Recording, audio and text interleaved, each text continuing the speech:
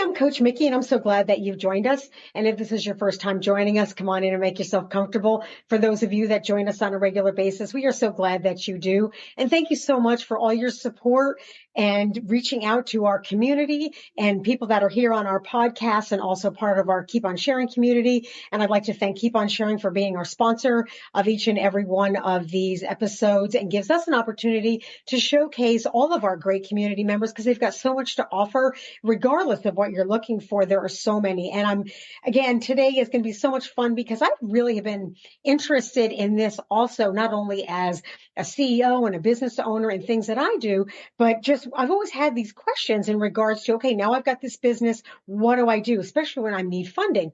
So I'm really excited to have with me today, Jarrod Smith. He's with Lone Star Valor Funding, and he's also an Army veteran. So I want to first of all, thank you so much for your service. That is something I highly respect for anybody that serves our country. So first, I want to thank you for that. And now I just want to jump right in and hear about what you have to offer and how you can help other businesses. Absolutely. Thank you for that. I appreciate it. My goal is to help fund uh, dreams for businesses. I think a lot of businesses need funding at one point of of their business, and so that's my goal is to help get the right funding for them, and find the right lender for them. We try to really tailor it around there. And the other thing that we try to do is we don't like to ghost you. If you're not able to get funding or you're having trouble getting funding or you're interested in getting funding but you don't know where to start, we try to help you with that side as well with business credit, learning how to build it and everything. Because I know with me when I first got, or I know I've been denied a loan. I don't know about you, Coach Mickey, but it's frustrating when they ghost you, because you never know why you didn't get approved. What can you do to fix it? And so that can be really frustrating as a business owner, as a person, because you don't know how to improve yourself. And so that's my goal is that if you're not even able to get funding or you're having issues, let's try to figure out a way to fix it. And so that's what I'm here for. Well, let me ask you this right from the beginning. And yes, I know from the business, especially starting with many of the businesses, you get these things. They'll say, oh yeah, we give grants or we give funding, whether, especially for me, what I've run into is I've tried to get funding as a female business owner and they have to say, oh yeah, we'll fund you. And I've seen people that have gotten funding that have put an idea on a napkin. And here I've got this full on pitch deck information and everything you possibly could imagine, plus already preceded a little bit more than a preceded business and still get no as a reasoning and you're just like, okay, well, why? And it's not so much also the funding, it's also investors and other things. So but with the funding, what would you say is the most important thing that people should have right from the beginning prior to going out and seeking funding that can make it easier for them to get a loan? Well, I mean, that's a great question. There's a lot of things. I think the most important thing is going out there and establishing your business credit. Even if you don't know how to grow it or that.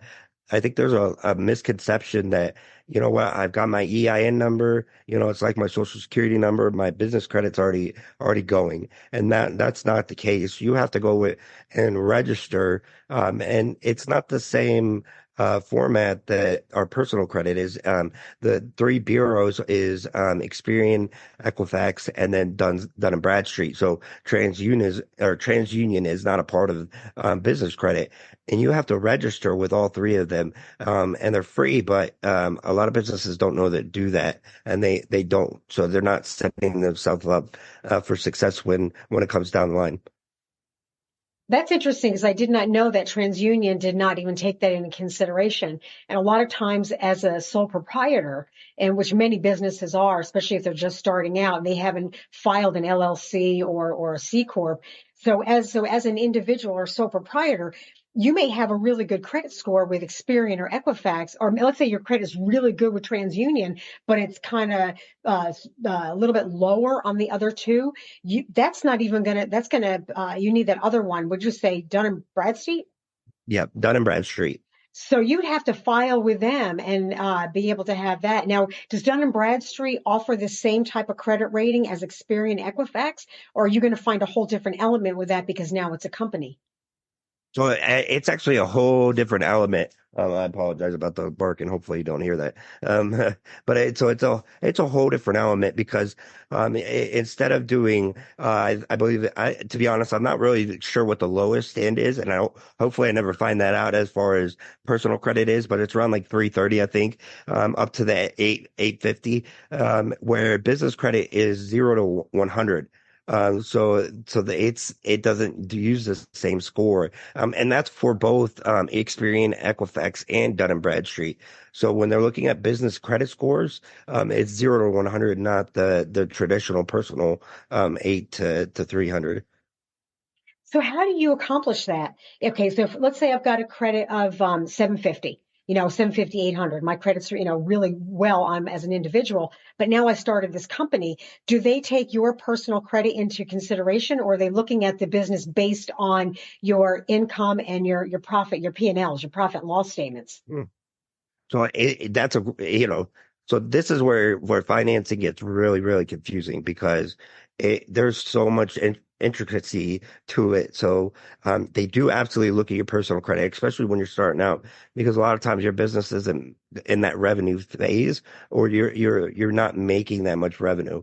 And so usually in that startup phase, I always say go and establish your business credit first, and then get a business credit card, and then try to fund it. Now, most of the time when you apply for your business credit card, you're using your personal credit on the same time. But with that, it doesn't affect your personal credit. So, um, with business credit cards or anything business related, even if you use your personal, they only do soft pulls on your personal, so you don't have to worry about the hard inquiries, which allows you to do a little bit more shopping, to try to find the best rate. And then the other thing it does is it doesn't report on your personal credit unless you do something negative. So that means that you can max your credit card out. And it's not going to report on your personal credit card or on your personal report. And that's important because as you, in your personal credit, that magic number on your credit cards is 30%, right? So we don't want to go above that 30%. And if you're using your personal credit cards to finance that business, well, guess what? 90% of the business owners are doing that as starting up, and they're maxing out their credit cards. And then what happens is that their personal credit takes a hit.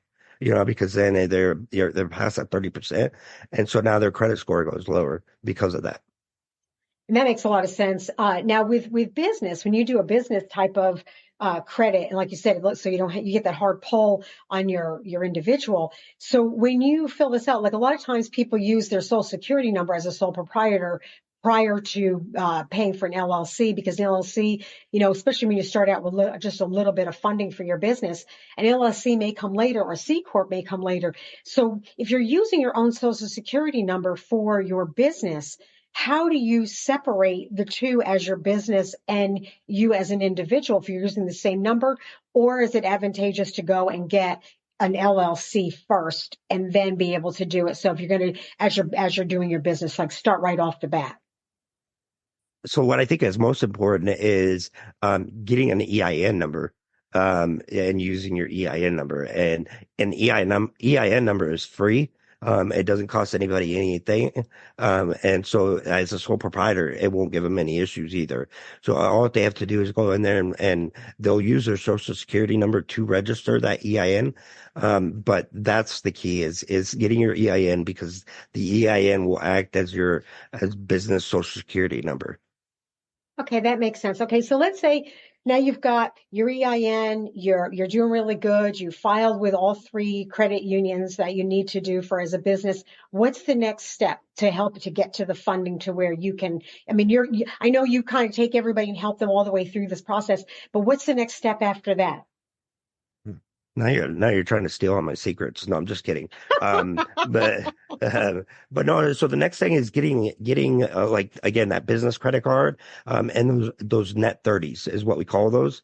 And basically those are like revolving credit lines, basically with companies like Office Depot, and that, where you as a business are going to shop there, use their supplies, get products from there, but you have to pay it all off within 30 days. And so that's why they call it a net 30. There's also net 60s and net 90s. But net 60s and 90s are a little bit harder. They're a little bit more strained on revenue and what you're doing. So as a startup, it's a little easier to get net 30s. And they're a little bit more lenient on you. So now I know you offer funding, you said at any point in time of a business. So why don't you share a little bit about that on who you can help and how you can help them, get the funding that they need for where they're at. Yeah, I mean, absolutely. So we have a wide list of lenders, and so I can really help anybody in any industry. And the reason why I say that is because not all lenders are equal, and that meaning that not all lenders are going to take the same industry. So I have certain lenders that don't like, say, healthcare industry.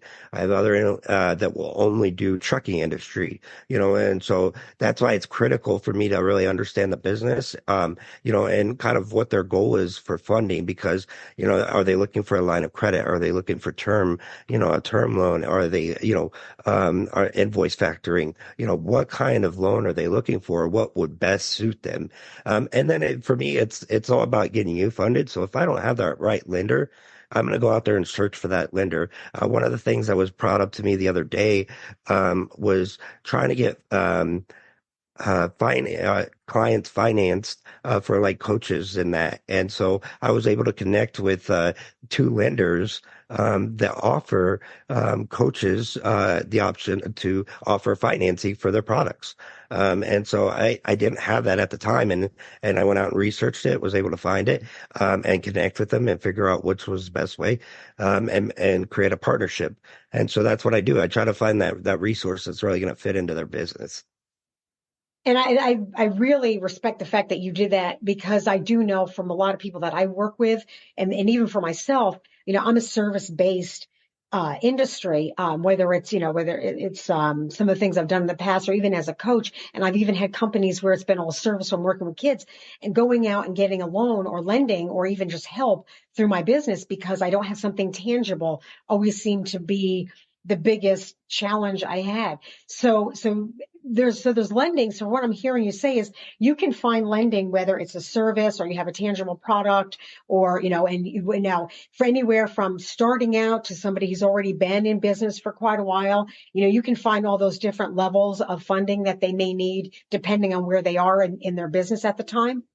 Yeah, absolutely. Now, I will say startups are a little bit harder, and what I can get access to, because a lot of these lenders they do want to see some type of revenue, and then I do also have like certain lenders that if you're making, say $10,000 a month, then they don't even care what your credit score is.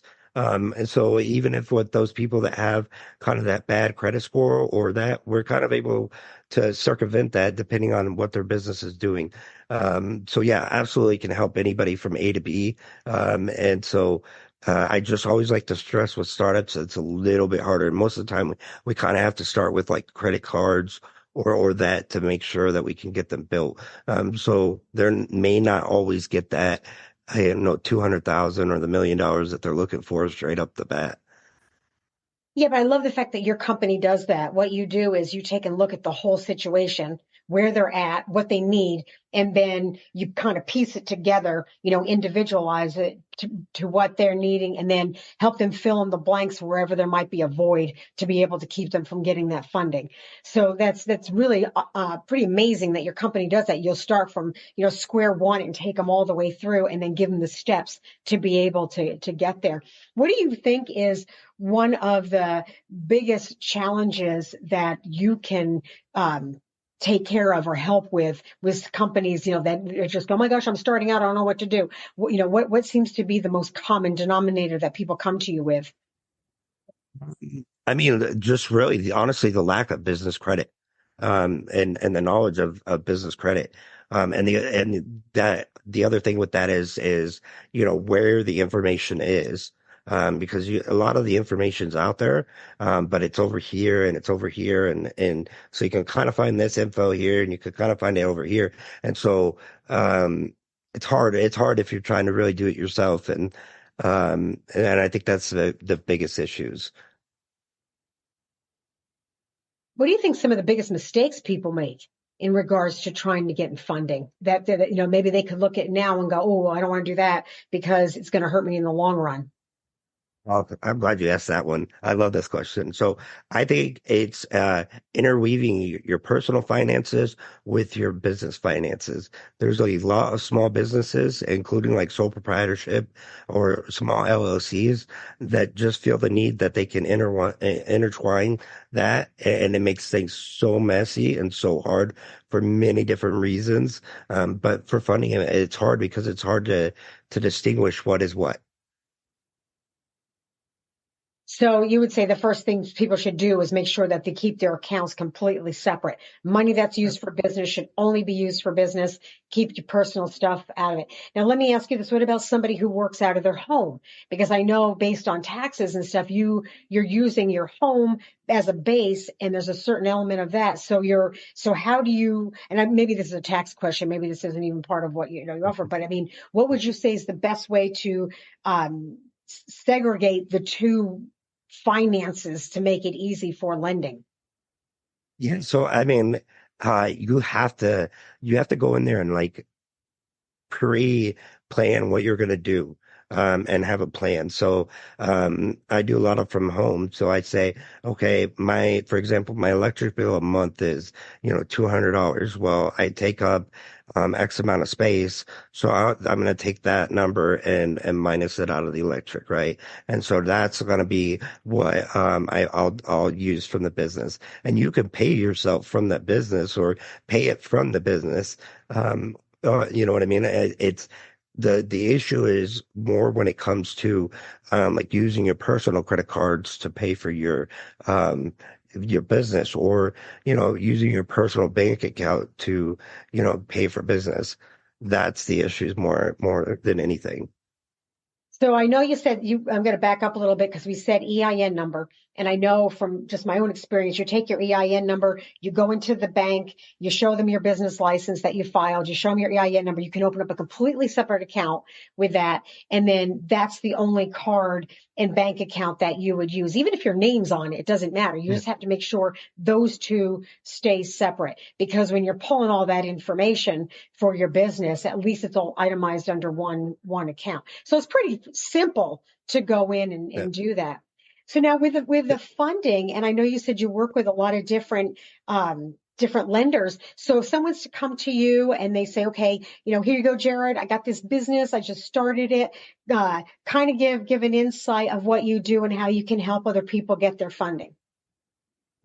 Yeah, I really quickly just want to back up with the banks, and starting a bank, and say really pay attention to what their fees are for business banks, because I mean some of what they do and what they charge, if you don't put enough money in there, it's sometimes ridiculous, to be honest. I don't understand how they can charge what they charge. So just keep that in mind, please. Is look up that bank fee and see what they charge, because they some of these banks are horrible to businesses. So I'm so glad you I'm gonna brought that up say, because you're right. I just changed banks because I'm like, why am I paying this? This doesn't even make any sense when I can get free yeah, so many other places. So yes, please do your homework. From yes, experience, I know. absolutely, yeah, absolutely. And the same thing. It's again, it's horrible the way they do that. To back up, so to help somebody with lending, it's again finding out what kind of business they do, what are they going to use that money for, what's kind of the plan, trying to talk them through. Okay, are you going to use it for hiring? Are you going to use it to put it in the sales department? Are you going to use it for marketing? So because then that kind of goes, okay, do you need a line of credit? I had an individual who was like, um, I I am having to pay my employees out of my own pocket, but because the contracts are not hitting them, the bank until later, and so I'm having to fork over the money to my employees first. And so that's, stressing me out. What can we do? And so it was like, oh, what we can do is a line of credit, because if he's going to pay it right off, and then he's going to use it again. He's going to constantly use it. So that makes sense for a line of credit. I wouldn't recommend a term loan for it. It doesn't make sense. And so, where, somebody says I need, $10,000 because I want to start this marketing initiative. Okay, well, that guy sounds like you might need a term loan. And so that's where it's just really understanding what they do. And then again, figuring out the industry, because some of these lenders, I don't know why they are very picky on what they can and can't do. But yeah. I think for some of the things that I've always wondered, because you're starting out as a new business, obviously you got to have income coming in. So when these lenders look at you, are they looking at your projected income, or are they looking at your income that you've already have, or what you have in your bank account? Because sometimes they'll look at you and they're like, well, you don't have enough to back this. So what do they take into consideration when they're looking at your paperwork as a lender? Well, that's a great question. Business credit and or business lending is really unique because it kind of encompasses the whole picture. Revenue is obviously important, but do you have a business plan talking about, what you're projecting, or what's the plan for this business? Are you, operating it with the correct, email? Are you using your URL email instead of a Gmail? It sounds kind of stupid, but banks look at that and say, okay, is he really that serious? I mean, because getting an email is only $10 a month, or $10 a year. Um, and you don't even want to fork over that for an email. And so they start wondering, okay, is this guy legit? And so they look at everything. And so that's why it's not just about revenue. It's not just about your credit. It's a lot of different things. And so that's why it's important. And that's kind of the other thing or that's the focus, is building business credit and making yourself bankable. Well, it sounds like you take everything and you take the details. So you look, you start from, like I said, from square one, and you look at, because who would have thought about that? I mean, that is just so simple. But if that's something that the banks are looking at or your lenders are looking at, I mean, that really does make sense. It's like, how simple is that? But some people might not think of that, because they may say, well, I'll just use my Gmail right now because nobody's going to see my email. But now you look at a lender who's going, well, wait a minute, why is it not at whatever your business name is compared to your personal, Gmail account? So these little details seem like they're extremely important when it comes to lending. Absolutely. And yeah, and that it's a unique thing, and not every business is created equal. That's why it's not really a cookie cutter thing. And that's why it's, when people ask, well, who can you help? It's like, well, I can help everybody, because I need to really understand that business. And then I got to find that right lender. And, sometimes it benefits me and sometimes it doesn't. But at the end of the day, my goal is to make the business, dreams come true. Whatever they're looking for, that's my goal, and I may have to make that sacrifice, but that's okay. I'd much rather see them succeed than fail.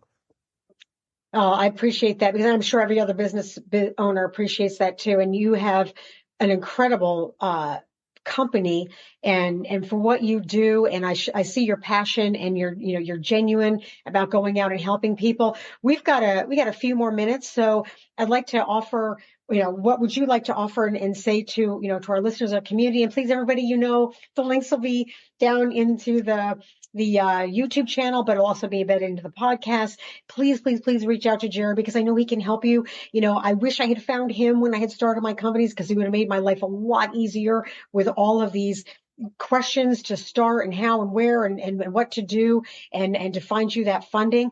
But I'm going to let you wrap it up here, Jarrod. What is something that you would like to tell everybody? And please give your website and your information, how people can reach you.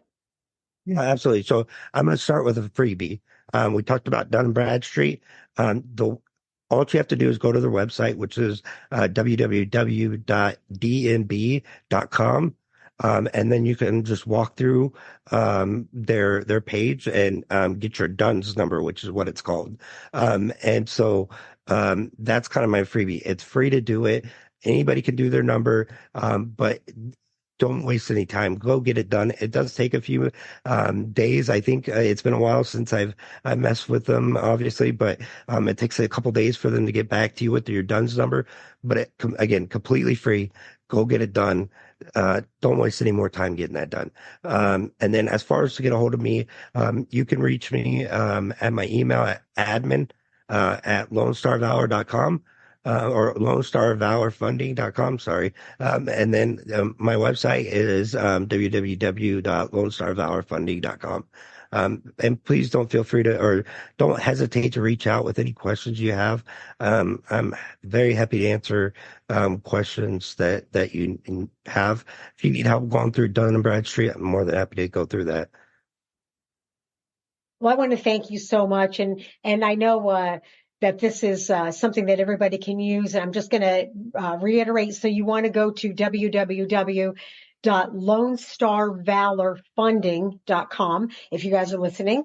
And then also if you want to reach out to Jarrod, it's admin at lonestarvalorfunding.com. So, and again, those links will be down into the podcast and the YouTube. Thank you so much, Jarrod, for being with us. I am really excited. I know I've got quite a few people I want to send to you. I'd like to talk to you at some point off air, with some of the things that's going on with us and what's happening. But I want to thank you so much for being here today, being part of the Keep on Sharing community.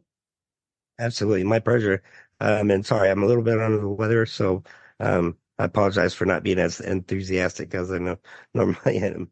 No, you were great. And I knew you were. And honestly, I'm going to tell everybody, I have respect for people because they know that getting on my podcast and doing this, sometimes our time is so limited and structured. And Jarrod was so kind to go, hey, Mick, I'm a little off today. I'm like, that's okay. We're just going to give you information anyway. And let's get out. And you know what? I love it because that tells me you're passionate and you keep striving through no matter what's going on and how your day's going. And that tells me how sincere and honest and genuine you are about helping other people, and it's very unselfish on your part. So thank you again for being with us. And I will look forward to seeing you again. And thank you again. Please reach out to Jarrod, please, please, please, because I know we can help you with your business. Absolutely. Thank you. All right, you guys, thank you again. I will look forward to seeing you on our next podcast. Again, I'm Coach Mickey. You guys know the most courageous thing you can do is be yourself. If you're not part of our Keep on Sharing community, please go on. It's free. You can make a free profile. You can list your businesses, your services, and your events for free. And, hey, get showcased here on our podcast so we can help support you. All right, until then, see ya. This episode was brought to you by KeepOnSharing.com. They're calling themselves the first truly ethical social network. They'll share back 50% of their revenue with their users, but that's just the tip of the iceberg. It's free to register, and they never sell your information. You can list your products, events, and content for free. Adult content accounts, be gone. They're fun, positive, and encouraging sites supporting local business. In a day and age where social media sites, even well-established ones, are being brought to light left and right for their questionable and sometimes downright archaic business practices, KeepOnSharing.com is a well-needed breath of fresh air. While you can share personal content, news articles, or just about anything for fun and profit, the marketplace allows practically anyone to sell anything at any time from anywhere. But on this site, you are the boss. I cannot express how amazing it is that KeepOnSharing.com shares 50% of all revenue back with the users on top of having a truly transparent, supportive, and clean business model. Check them out. I'm signing up. Will you? Go ahead and meet me on there. Just go to KeepOnSharing.com. A link will be provided in this episode's description.